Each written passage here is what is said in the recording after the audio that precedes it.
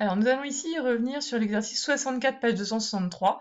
Alors, vous avez un tableau à remplir. Alors, c'est plutôt un exercice un petit peu ennuyeux puisque il n'y a rien derrière, il n'y a rien de concret, mais en fait, ça vous permet de pouvoir manipuler les différentes formules. Alors, sur la première ligne, on vous donne la valeur initiale et on vous donne aussi le taux, enfin presque. On vous dit que c'est une augmentation de 20%. Donc, si c'est une augmentation de 20%, le taux c'est 20 divisé par 100, donc 0,2. Ici, on vous demande de trouver VF et C. Donc d'abord, dès qu'on vous donne le taux, vous cherchez le C. Et pour ça, vous faites C égale 1 plus T. Donc ici, C, c'est 1 plus 0,2, donc 1,2. Donc ça nous donne la réponse pour 1,2. Ensuite, pour trouver VF, quand vous avez VI, c'est votre fameux petit schéma. Donc vous avez VI, vous avez VF. Vous savez que pour passer de VI à VF, vous avez un certain taux. Donc ici, notre taux, c'est 0,2.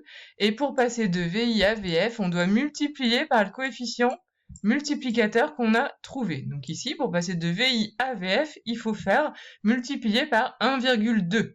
Donc, pour trouver notre VF, nous faisons 185 multiplié par notre coefficient multiplicateur, donc 185 fois 1,2, et vous allez trouver 222.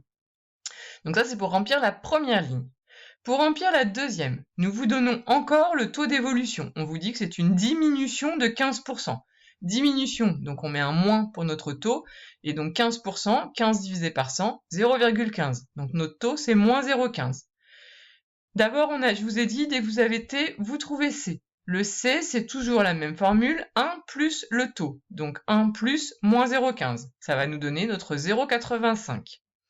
Ensuite, on vous donne VF. Cette fois-ci, il faut trouver VI. Donc vous avez VF, il faut trouver VI. Donc il faut revenir en arrière. Et pour revenir en arrière, nous faisons une division.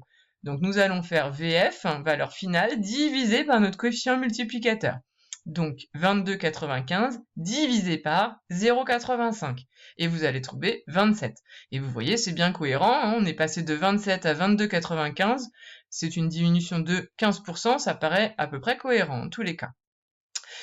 Sur la troisième ligne, si on nous donne le C et on nous donne pas T. Donc d'abord, on va trouver T.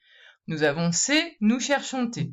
Soit vous faites une petite équation, soit vous utilisez la formule que je vous ai indiquée dans la vidéo du cours, T égale C-1. Vous voyez que ça nous donne C égale C-1. Si je fais moins 1 des deux côtés, ça fait C-1 égale T. Donc, pour trouver le taux, quand on vous donne le C, vous utilisez cette formule.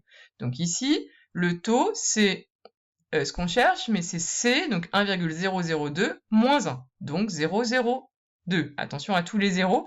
Donc ça correspond à une augmentation, puisqu'il n'y a pas de moins, donc c'est une augmentation, et de 0,2%, parce que si on décale la virgule de 2 crans vers la droite, on trouve bien 0,2. Donc une augmentation de 0,2%. Ensuite, il nous donne la VI. Pour trouver la VF, on prend le schéma, nous avons la valeur initiale, pour trouver la valeur finale, on multiplie par le coefficient multiplicateur. Donc on va faire VI 1075 fois coefficient multiplicateur, donc VI, donc 1075 fois 1,002, ça va nous donner la valeur finale. Et vous trouverez 1077,15. Voilà pour la troisième ligne. Quatrième ligne, on vous donne VI et VF. Alors là, pour trouver VI et VF, on ne peut pas faire cette formule, on n'a pas le C, on ne peut pas faire cette formule-là, on n'a pas le T, pardon, et ici on n'a pas le C. Donc on ne peut pas prendre l'une de ces deux formules. Quand on a VI et VF, pour trouver le taux, c'est l'autre formule qu'on avait vue avant, le fameux taux d'évolution que vous avez vu la semaine dernière. Donc T, c'est VF moins VI sur VI. Et on utilise cette formule uniquement lorsqu'on connaît VI et VF et qu'on vous demande de trouver le taux. Donc ici, nous avons VI qui vaut 240, VF qui vaut 180. Vous remplacez dans la formule qui est ici et vous allez donc trouver le taux et vous allez trouver moins 0,25. Donc moins 0,25, moins diminution. 0,25, je décale de 2 crans vers la droite, ça me fait 25%. Puisque j'ai le taux, il n'y a plus qu'à trouver le C. La formule est là. C égale 1 plus moins 0,25, ça vous donne 0,75. La ligne suivante, ici, qu'est-ce qu'on vous donne? On vous donne VF, on vous donne C. D'abord, puisqu'on a C, on va trouver le taux. On a C, on doit trouver le taux, c'est donc cette formule. Le taux, c'est le C moins 1. Donc ici, ça va être T égale 0,21 moins 1. vous allez trouver moins 0,79. Moins diminution, 0,79, je décale de 2 crans vers la droite, 79%. Maintenant que j'ai C et T, on nous donne la valeur finale, il faut trouver la valeur initiale, notre schéma. Valeur initiale, on ne connaît pas. Valeur finale, on connaît, c'est 38,01. Et on a notre C qui vaut 0,21. Il faut revenir en arrière pour trouver VI. Donc, nous allons faire valeur finale 38,01 divisé par notre coefficient multiplicateur, donc divisé par 0,21. Et on trouve notre valeur initiale qui vaut donc 181. Et enfin, la dernière ligne, alors là, on vous dit augmentation de 100%, donc ça peut un petit peu dérouter ce 100%. 100%, quand vous le mettez sous forme d'une fraction, ça fait 100 divisé par 100. Donc la forme décimale du taux ici, c'est juste 1. Donc augmentation de 100%, ça nous donne un taux égal à 1.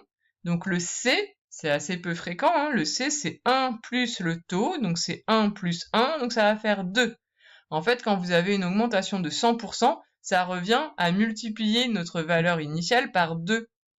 Si on vous dit que vous avez un article qui coûte 20 € et qu'il a subi une augmentation de 100%, mais en fait, il va avoir augmenté de 20 €. Donc ça va faire 20 fois 20, enfin 20 fois 2, pardon, excusez-moi, et donc 40 €.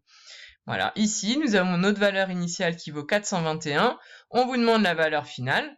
Donc valeur initiale 421, on multiplie par notre C qui vaut 2, et donc la valeur finale, c'est 421 fois 2, 842. Voilà, donc cet exercice, il est pas très marrant, mais vraiment, je vous invite à tout retrouver. Par le calcul, ça nous permet vraiment de nous entraîner. Comment faire pour trouver un C? On utilise C égale 1 plus T. Comment on fait pour trouver le T? On fait T égale C moins 1, si on a le C. Sinon, on fait VF moins VI sur VI, si on a VI et VF. Puis, comment on fait pour trouver VI ou VF? Eh bien, nous utilisons le fameux schéma.